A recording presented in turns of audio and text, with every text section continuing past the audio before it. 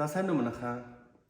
Нөгөө миний тархины хакерыг үздэг, сонсдог, дэмждэг бизнес эрхлэгчтэй нэг хамтран ажиллах ашигтай санал тавья гэсэн тийм бодолтой өнөөдрийн лайвыг хийж байгаамаа.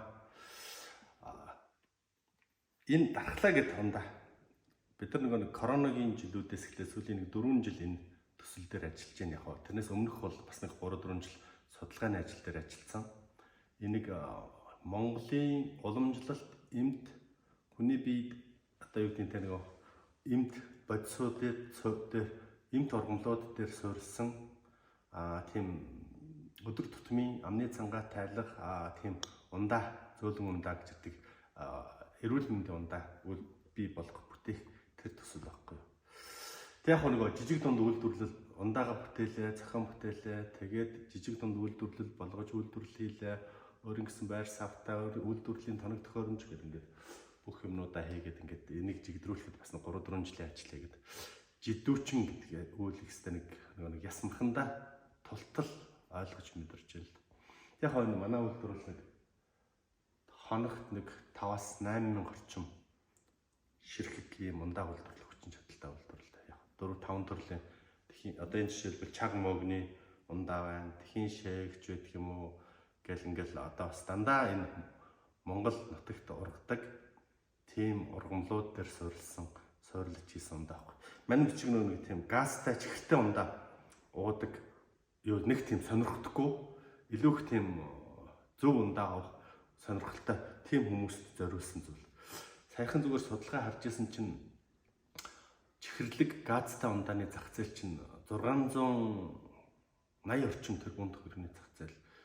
Тэгээд жилд 250 орчим сая литр ундаа бид нар ууж байгаа байдал. Нэг хүн одоо жишээлбэл бараг л одоо 100 литр газтай ундаа, чихэрлэг ундаа уудаг тийм байдал анзаарч. Тэгээд яг хуамын нэг тийм 60 орчим хувь ямар нэгэн байдлаар нэг тийм өвчлөлийн суур шалтгаанууд үүсэт бий болцсон тийм нэг харагдаж байгаа. Тэгээд хүүхдүүдэд ч бас их сөрөг нөлөө үзүүлж байгаа л. Тэгээд энэ үнэтэй тэрийг болохгүй гэж хориглохоос илүүтэйгээр хажууд нь илүү их тийм зөв эрүүл хэрэглээг бий болгох нь өөрөө энэ үндэсний эрхшид холбоотой ч юм шиг оргил. Тэгэл яаж эрүүл зөв хэрэглээг бий болгох вэ гэдэг тал дээр нэлээд судалгааны баг ажиллуулсан. Тэгээд энэ үнийг их түүх нь бол манай өвч өөрөө лам хүн бас эм там барьдаг байсан хүн тэндээс үүсэлтэй жор. Тэгээд манай дүүч нь бас уламжлалт ардын эмнэлгийн эмчдэг орчин үеийн лаборатори тэр өвөөгийн хийжсэн жор орчин үеийн одоо юу гэдэг нь эмнэлгийн лабораторид одоо туршилт тэгээд бас онгодууд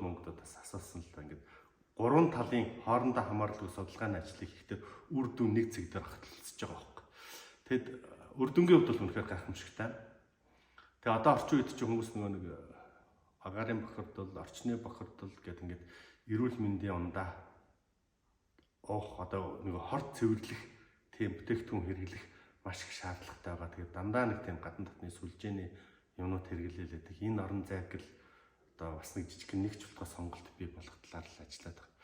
Тэг яг олон нийтэд гаргах гэдэг ингээд нэлээд сайн бэлтгээд үйлдвэрийн ашиглалтанд оруулаад 1-2 жил одоо юу гэдэг нь уул уурхайн компаниудын хөдөлмөрийн аюулгүй байдал эрүүл ахуйн бүтээгдэхүүнд нийлүүлж үзлээ.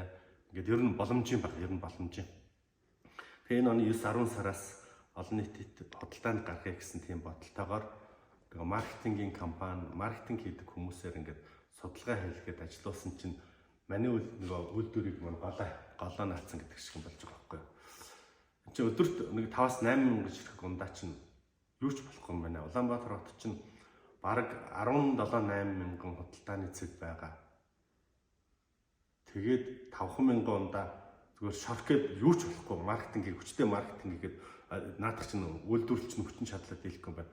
Магадгүй доот нь 10-аас 10 дахин илүү хүчин чадалтай үйлдвэрийг маркетинг хийж болж байна, олон нийтэд гаргаж болж байна.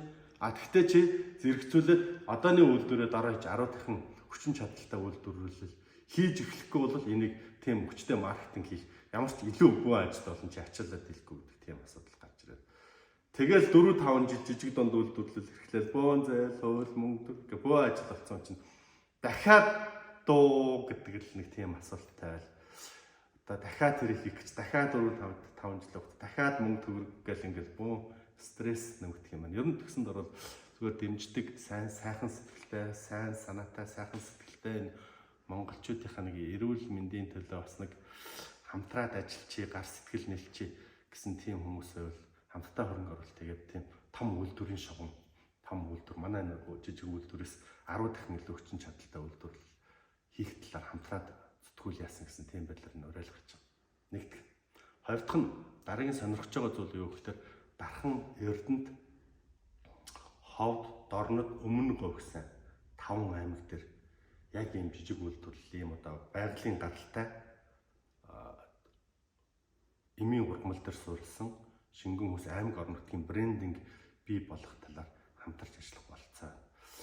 Хамтдаа хөрөнгө оруулалт хийгээд босгоод ингээд энэ чиндээс тийш зөөж явж явах аймаг үйлдвэрээс ямар ч брэнд байхгүй.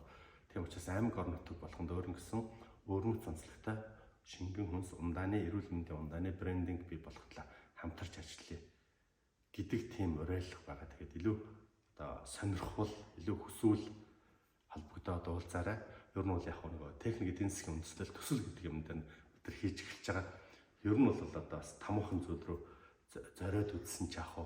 Энэ үзэл санааг, энэ одоо юу гэдэг нь бүтээгдэхүүнийг улс орон дээр үндэсний брэнд бий болох бүтээх тийм зарчим руугаа ингээд ажиллаад үзсэн ч яах вэ гэсэн бодлоор төсөл дээр техник эдийн засгийн үндэслэл дээр үйлдвэрлэлийн тоног төхөөрөмжүүд ч бас их сайжирч тоног төхөөрөмжийн судалгаа гэдэг зүйлүүд дээр ажиллаж байгаа. Тэгээд нэгэнт энийг ажиллаж байгаа юм чинь эхнээсээ ойлголцоод орон мөнгөө хамтдаа оруулаад хамтдаа босгоод тэгээд оролдоод үзүүлсэн.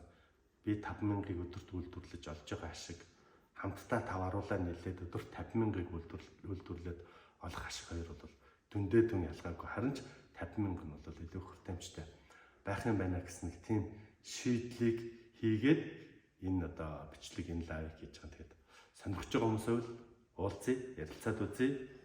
Тэгээ болов хамтдаа явъя.